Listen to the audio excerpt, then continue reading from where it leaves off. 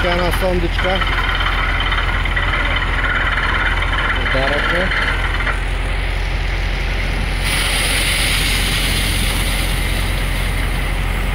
И вода има.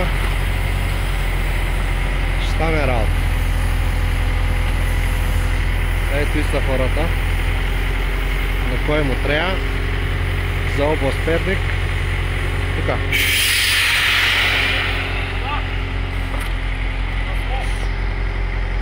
След малко продължаваме. Ето продължението банда. Мина сондажа. 63 метра сондаж. На 31-я, втория метър излезе едната вода. Другата на 52, мисля, че беше 63 метра вода има. Остана, пуснем ерлифта да очистим и сме готови на този етап. Стана малко паприкаш надолу, ама няма как, всичко нормалата. Ама по-добре тъй да има вода, той ще се очисти. И после ще видим какво следва. Пахме ерлифта след малко да изчистим. Вода има, всичко и ток. Ставяме го да се чисти и продължаваме след малко.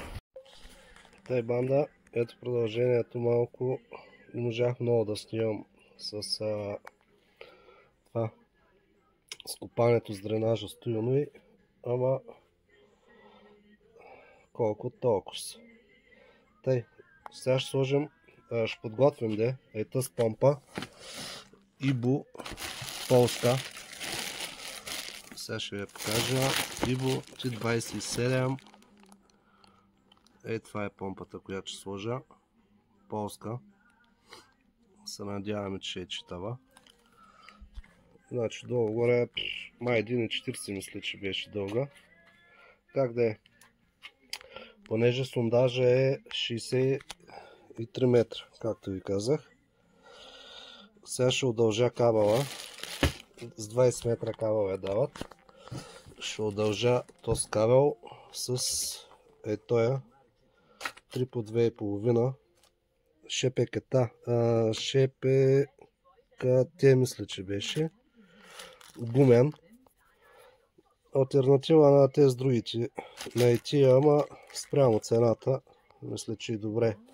С термошлав ще го направя с натката. После ще ви покажа как долу-горе.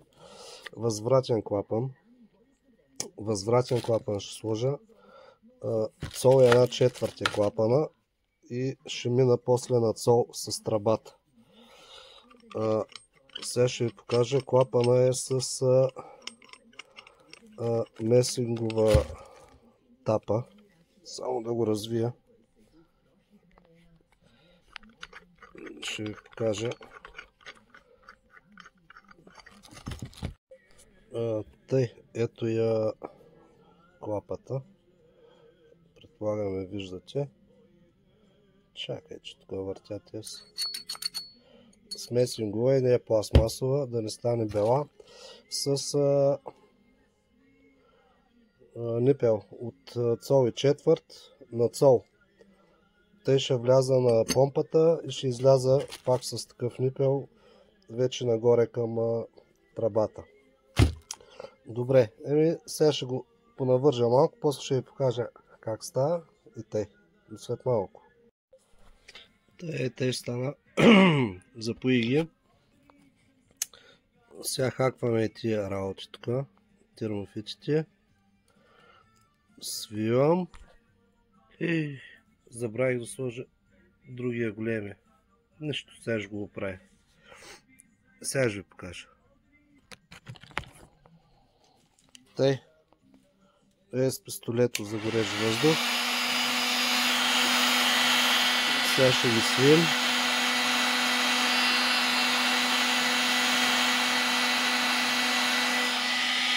Може и с горелката. Кой коч има.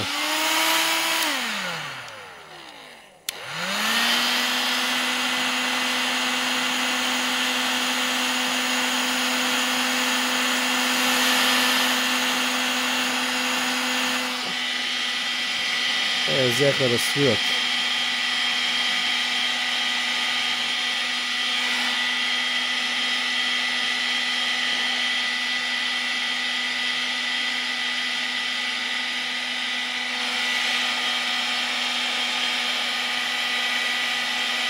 Шат, с едната ръка държат едното, после другото.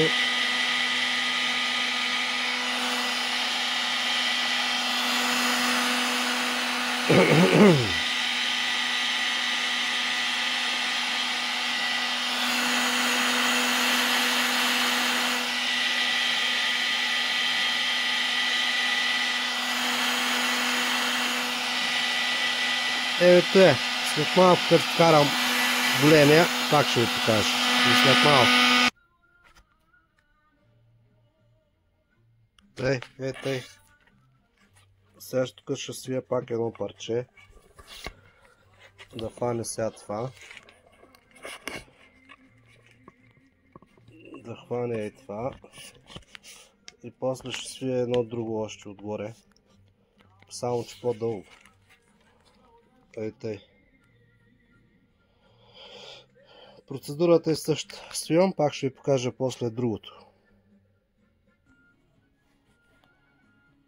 Тъй. Върху този първия сложих втори. Само че по-дълъг да го презастъпи. С по... колко са това? С по 4-5 санта. За по-сигурно. Сега го свивам и готово. Готово се личи колко се е презастъпило. Едната страна 2-3 пръста, тук малко повече. Ето е. С електрическата част толкова. Сега ще вържа и другото и тъй. Пак до след малко. Тъй, ето го вече.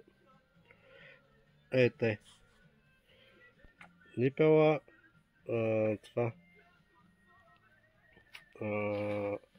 Клапана, другия нипел и с тук нагоре с женско.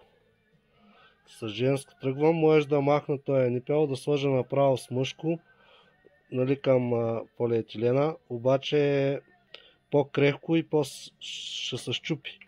И заради и тук с женско. За по-сигурно. Женско нагоре и си тръбата. Въжето вързах. Тук взех тъждвачка, да не се притри въжето тук от вибрации да се скъса. Всичко не раздавейка. Сложих тук 4 от тез, защото ще му се не види дълбоко. И това е. Общо взето. Ето и много и готино, защото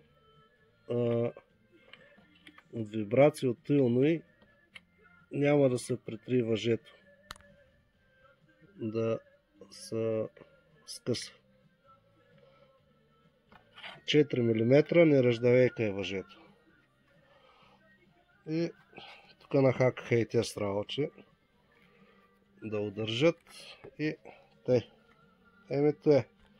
Утре я пускаме и ще видим. Ето е помпата. До 110 метра я дават да хвърля. Чай сега да видим откъде ще блести, тук да не блести. 750 вата.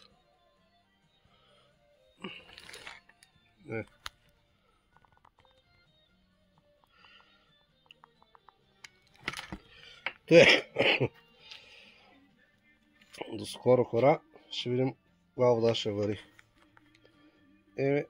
Чао. И следете канала. Имаме машинки да правим, врата да слагаме с моторче и т.н. До скоро. Лека.